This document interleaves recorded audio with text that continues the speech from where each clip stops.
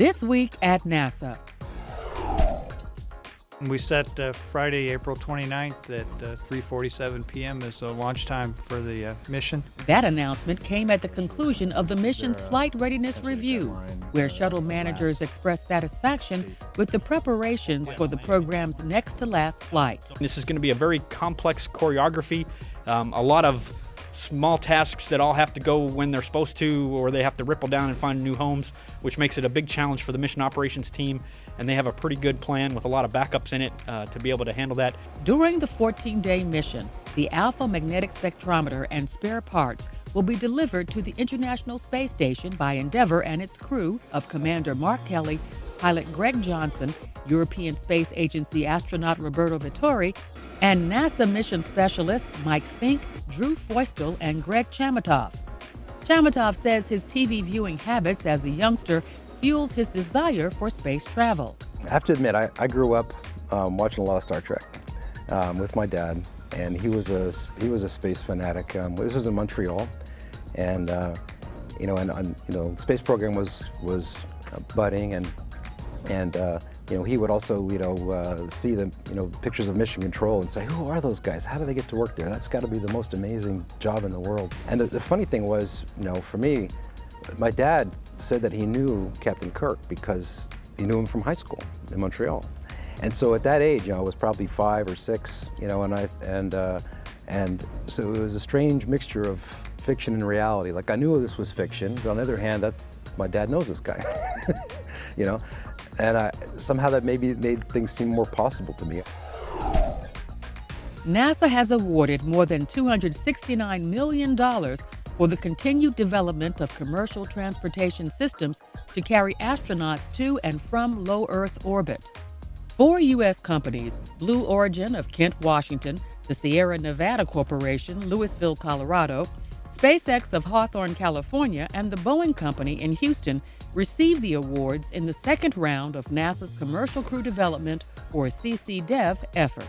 The money will accelerate the availability of U.S. commercial crew transportation capabilities and reduce the gap in U.S. human spaceflight capability. NASA should be out breaking the barriers, pushing the state of the art, and by transferring this function over to the private sector, it will allow us to focus on the really hard stuff, the beyond low Earth orbit exploration mission that we want to embark on as soon as we can. Engineers at the Marshall Space Flight Center have begun final round-the-clock cryogenic testing of the first 6 segments that will form the James Webb Space Telescope's primary mirror. These tests in the space-like environment of Marshall's X-ray and cryogenic facility will confirm the mirror's expected response to the extreme temperatures of space prior to integration into the telescope's permanent housing. Each mirror segment is about 4.3 feet in diameter and weighs some 88 pounds. They're made of a lightweight but strong metal called beryllium and coated with a microscopically thin layer of gold, enabling the mirror to efficiently collect light.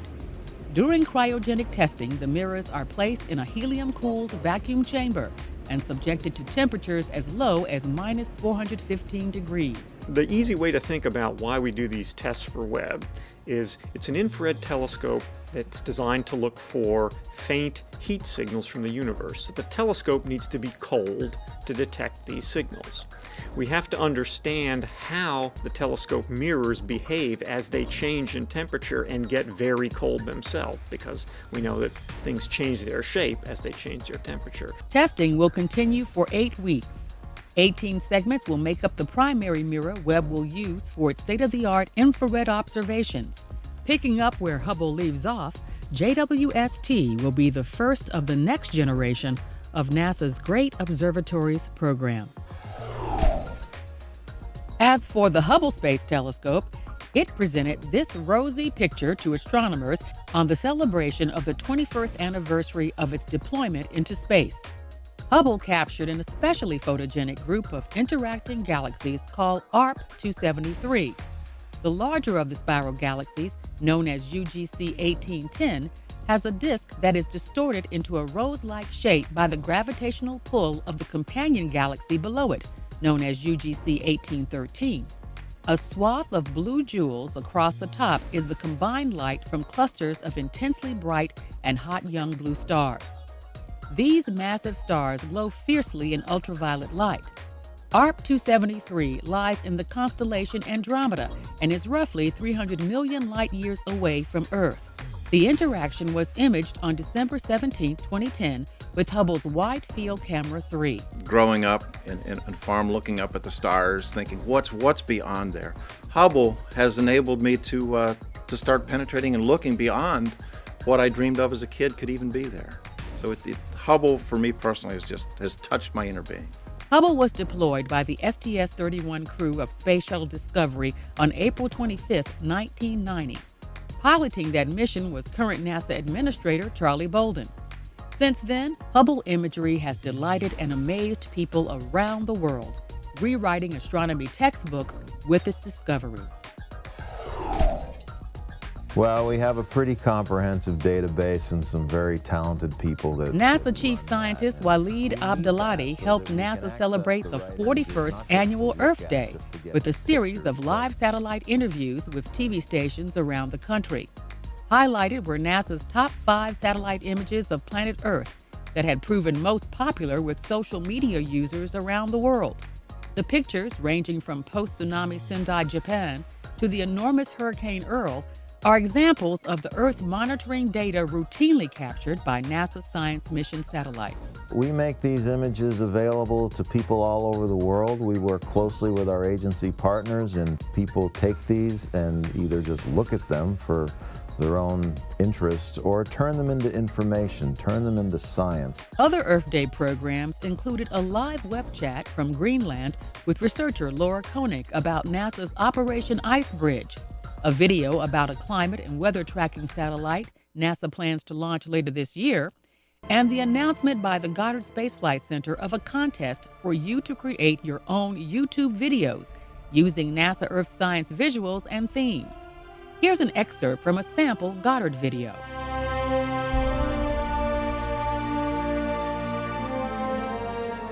For more on the contest and other NASA Earth Day news, visit nasa.gov/Earth Day.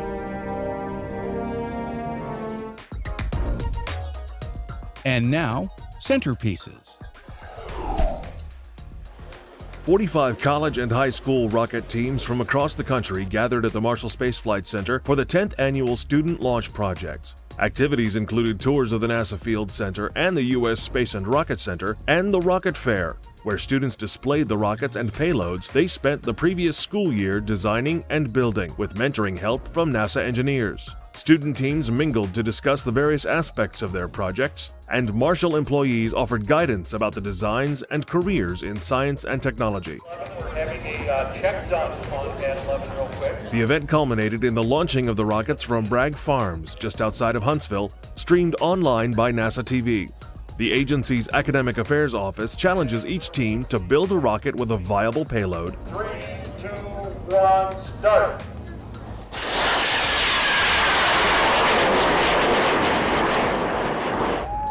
Then launch it as close as possible to an altitude of 1 mile.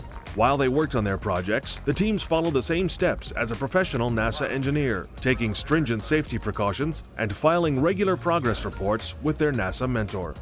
These are new, fantastic kinds of opportunities that colleges and high schools are really starting to focus on. That is, just not learning from books, but also giving students the opportunity to get their hands dirty, to live and learn real life engineering lessons, both from the failures and from the successes. And we've seen both today. Team Knight Rider from the University of Central Florida came closest to 1 mile in altitude, missing the mark by a mere 70 feet. Corporate sponsor ATK Aerospace Systems, builder of the Space Shuttle's solid rocket boosters, provides a cash award to the university team scoring highest on the many different aspects of the student launch projects, including post-launch analysis of rocket performance and payload. For a complete list of award winners and participants, visit the Student Launch Project's home and Facebook pages.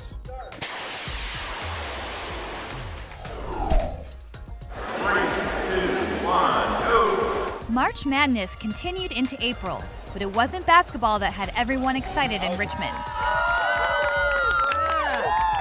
Instead, it was hundreds of engineering-savvy high school students with a passion for robotics. 63 teams competed April 8th through 9th in the first Robotics Virginia Regional Tournament called Logo Motion at Virginia Commonwealth University's Siegel Center. Students spent 6 weeks of intense work building and programming their robots so they could be ready for the competition and have a chance to compete on the national level. The kids work really hard. The kids work incredibly hard. Everybody here does. The mentors, everyone pitches in. Everyone's, there's more people here than just fabricators or animators. There are people doing public affairs. There's people doing buttons. So it is a lot of stuff going on, a lot to do, and it's more than just building a robot. When it came time to battle, teams worked together to fight for a win. Team spirit was everywhere. Teamwork is really important. If you don't work well with a team, then you're probably not going to do very well in the match. The NASA Knights and Triple Helix, both sponsored by NASA Langley Research Center, walked away from the Virginia Regional as winners. I'd have to say that this year we've just kind of perfected how we play the game and everything, and we just really know what we're doing. We get there, we say, okay, let's do a functionality check every time we go to the pit. Let's do a functionality check, make sure everything's working. If something's not working, we take care of it. Then we just go back out there and keep playing and play the same game every time. Now it's off to the tournament in St. Louis, where the NASA Knights and Triple Helix will seek a national championship.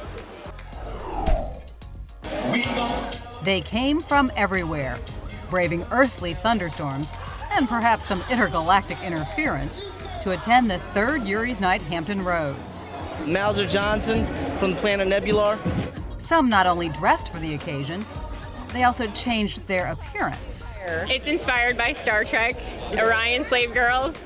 More than 1,600 aliens and Earthlings celebrated the 50th anniversary of the first spaceflight by Yuri Gagarin. The crowd at the Virginia Air and Space Center also paid homage to the 30th anniversary of the first space shuttle liftoff. A team of 3 honored the shuttle in a special way, one Lego block at a time. Construction officially started on January 11th, and it was finished about a couple weeks ago. And then, of course, I worked on software. There's about 8,000 pieces in total. That's an estimate. I didn't really count them as I built. Yuri's Night is billed as the world's biggest space party, with celebrations all over the globe. This one, sponsored in part by NASA's Langley Research Center, featured dancing, a spaced-out drill team, and a reggae band. Interwoven with the entertainment was the underlying message: NASA and technology are cool. People are crazy interested. They really they didn't know that robotics had gotten this easy and this cheap and available basically to everyone. I just love all the space stuff and love to dress up and see all of the excellent demonstrations they have down there.